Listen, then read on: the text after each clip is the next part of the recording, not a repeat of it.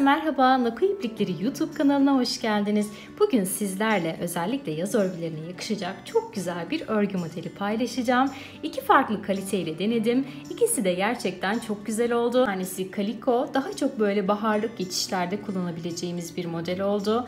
Şöyle bakın, çok güzel bir duruş elde ettik. Kaliko zaten %50 pamuk içeriği sayesinde baharlık ve yazlık örgülerde çok rahatlıkla kullanabilirsiniz.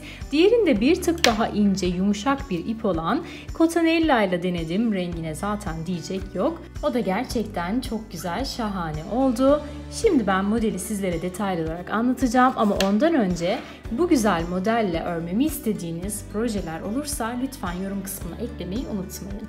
Modeli Cotonella'nın bu şahane rengiyle yapacağım. Çok güzel bir rengi var ve gerçekten de bu modelde ben denedim, şahane durdu. Şimdi sizlerle birlikte de tekrar deneyeceğiz.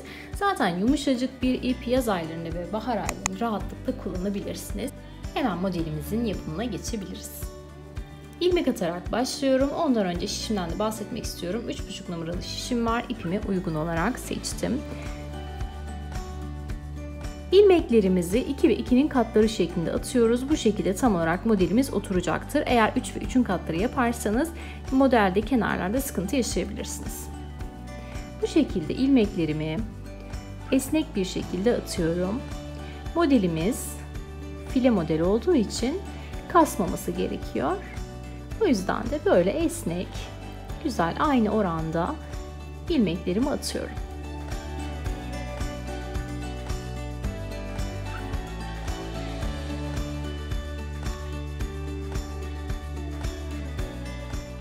İlmeklerimi attıktan sonra yeterli sayıda geliyorum modelimin kurulumuna. Modelimiz sadece 2 sıradan oluşuyor. Bir kurulum sırası var, bir de daha sonra devam eden, tekrar eden sıramız var. Bu 2 sırayı anlarsanız modelimizi çok kolay çözmüş olursunuz. İlk kenar ilmeğimi örmeden şöyle arkadan girerek alıyorum. Daha sonra bakın sıradaki 2 ilmeğe birlikte giriyorum ve kesiyorum. Kestiğim noktada bir tane başına dolayıp artırıyorum. Sıradaki ilmeğimi düz bir şekilde örüyorum. Şimdi yine 2 tane ilmeğime birlikte giriyorum. Örerek kesiyorum. Kestiğim için başına doluyorum ve bir tane artırıyorum. Sıradaki bir tane ilmeğimi düz örüyorum. 2 ilmeğe birlikte giriyorum. Kesiyorum. Hemen başına dolayıp artırmamı yapıyorum. Bir tane ilmeğimi düz örüyorum. Modelimiz bu sırada bundan ibaret. 2 tane ilmeğe birlikte gir, ör ve kes. Başına dola, kestiğin için artırmanı yap ve sıradaki bir tane ilmeği düz bir şekilde ör. Şimdi sıramızı bu şekilde tamamlayalım.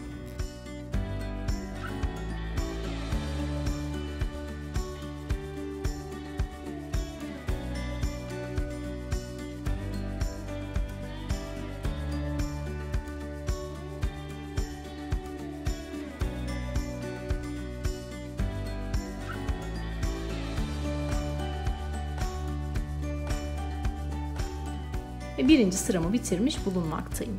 Şimdi geldik ikinci sıraya. İkinci sırada yapacağımız işlem bundan sonraki bütün sıraların tekrarı niteliğinde olacak. İkinci sırayı anladıysanız modeli çözmüşsünüz demektir. Kenar ilmeğimi örmeden alıyorum. Sırada bakın bir tane ilmeğim var. Bunu düz bir şekilde örüyorum. Bir önceki sırada başına doladığım ilmekleri bundan sonra tamamen düz bir şekilde öreceğim. Sıradaki 2 ilmeğe birlikte giriyorum. Kesiyorum.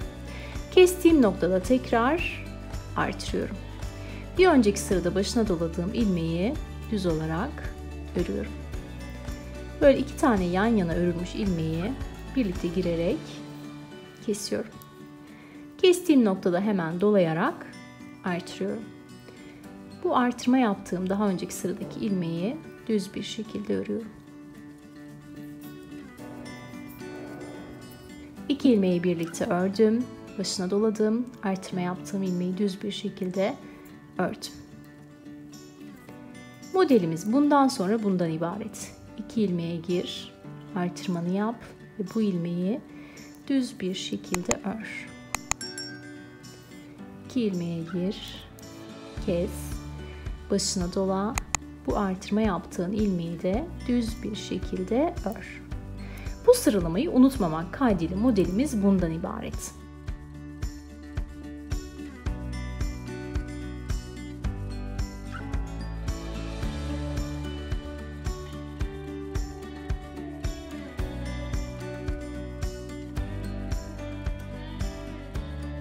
Ve son olarak kenar ilmeğini de düz bir şekilde örüyorum.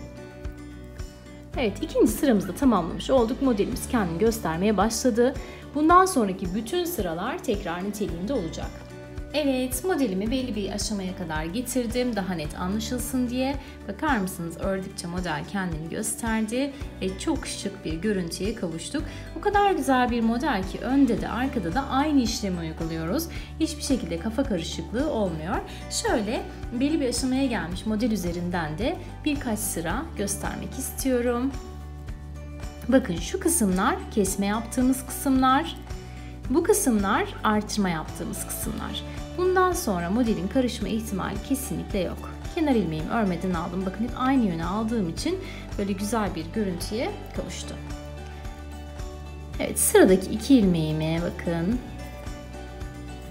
düz bir şekilde örüyorum. Ajurlu kısma geldim. Bir tane artırıyorum. Kestiğim için buradakini hemen düze çeviriyorum. Bakın, burada kendini gösteriyor zaten kesme yapacağım yer.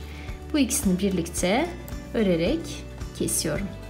Bu noktada başına dolayıp artırıyorum. Buradaki bu ilmeğimi düze çeviriyorum. Sıradaki 2 ilmeğimi kesiyorum. Kesme yaptığım için hemen aynı noktada bir tane artırıyorum. Düz bir şekilde örüyorum. Burada artırma yaptığım ilmeği. Model kendini o kadar gösteriyor ki nerede ne yapacağımızı. Burada artırıyorum. Burada düz bir şekilde örüyorum. Gerçekten duruş muhteşem. Kesme yaptığım kısım bu kısım.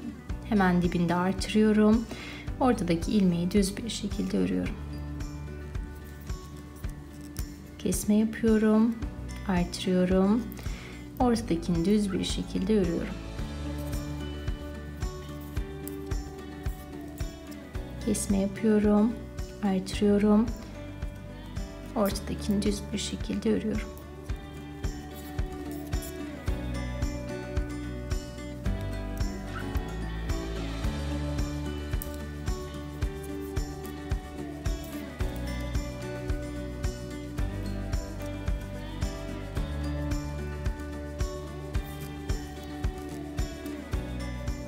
Artırmamı yaptım kestikten sonra.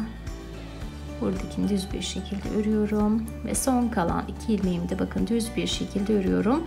Kenar ilmeklerimin hepsini tamamen düz bir şekilde ördüm ve böyle kenar gayet güzel bir görüntüye kavuştu. Evet, burası örgünün arka kısmı, burası örgünün ön kısmı ve gerçekten de çok tatlı bir duruşumuz var. Şimdi ben birkaç sıra daha örmek istiyorum, daha güzel anlaşılsın diye. Bakın, kalın iple ördüğüm uzunluk. Model çok güzel kendini gösterdi. Bu da ince iple ördüğüm. İkisinde de gerçekten şahane bir duruşu var. Hemen bunda birkaç sıra daha artırıp dönüyorum. Evet, birkaç sıra daha ördüm ve bakın model artık kendini tamamen gösterdi. Çok cici bir model ortaya çıktı. Bununla dilediğiniz projeleri yapabilirsiniz. Benim de örmemi istediğiniz projeler olursa lütfen yorum kısmına ekleyin. Onlara mutlaka dönüş yapacağım. İnce iple Cotonella ile çok güzel durdu. Tam yazlık örgüler için uygun. Bu da kaliko ile örülmüş hali. Bu da mevsimlik örgülere gerçekten çok yakışır. 2 farklı versiyonu, 2 farklı güzel koton yazlık ipte karşımıza çıktı. Videomuzun sonuna geldik. Başka örmemi istediğiniz örgü modelleri olursa da onları da yorum kısmına bırakabilirsiniz. Sizlere mutlaka dönüş yapacağım. Videomuzu beğenmeyi, videomuza yorum yapmayı ve videolarımızın devamlı için kanalımıza abone olmayı unutmayın. Başka bir projede görüşmek dileğiyle. Hoşça kalın.